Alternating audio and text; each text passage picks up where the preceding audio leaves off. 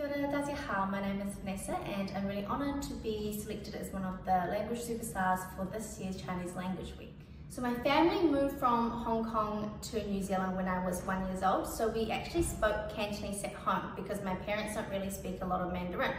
So my Mandarin learning skills didn't really start till I was about 4 or 5, when my mum was like to me, you know, Mandarin is going to be a really widely spoken language in the future. You really should start learning it now. And I did feel like she had like a bit of a telescope looking into the future, because she's so right. So what I did was she enrolled me into the Wellington Chinese Language School, which was every Saturday.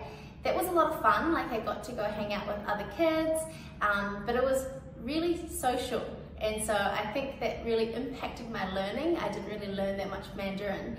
And so she then enrolled me into like a private tutoring one-on-one with her friend, which I think that really helped my Mandarin skills. That teacher, you know, having that one-on-one was able to understand that perhaps I needed to try a different way of learning. And so she sent me a couple of young teenage romance dramas to watch in Mandarin, and that really helped my Mandarin skills go from basic textbook learning to kind of everyday use, because I was able to see how people applied speaking Mandarin on a day-to-day conversational level rather than just reading off a textbook.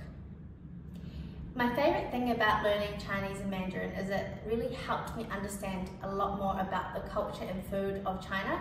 Myself, I'm a huge foodie, and I also really love to travel. So by being able to understand the language has allowed me to pick up a lot more understanding from my travels in the last few years in China, but actually not even in China, like going to Japan and South Korea, where historically they have shared a lot of the same characters in their language. It's helped me pick up a lot more bits and pieces of the culture. It's also helped me try a lot more food, because I'm able to read the menu and see what's actually in the food, and then be a lot more interested in trying it out. So I continued learning Mandarin up until the age of 18, and when I went to university in Palmy, I stopped learning because I was busy studying and no longer had access to my tutor. So after university, I was very privileged to join Fonterra as a graduate.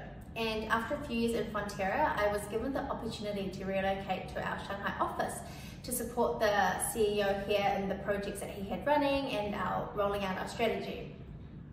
I do feel like the opportunity in Shanghai was enabled by having, you know, my Mandarin skills, and, you know, I have Fonterra to thank by relocating to Shanghai and living and breathing the language every day and going into market. My Mandarin level went from, you know, textbook, I can order a food at like Yum Cha, to having to use it every day, and now I travel all of China and I take my meetings all in Mandarin. So I'm very, very grateful for that.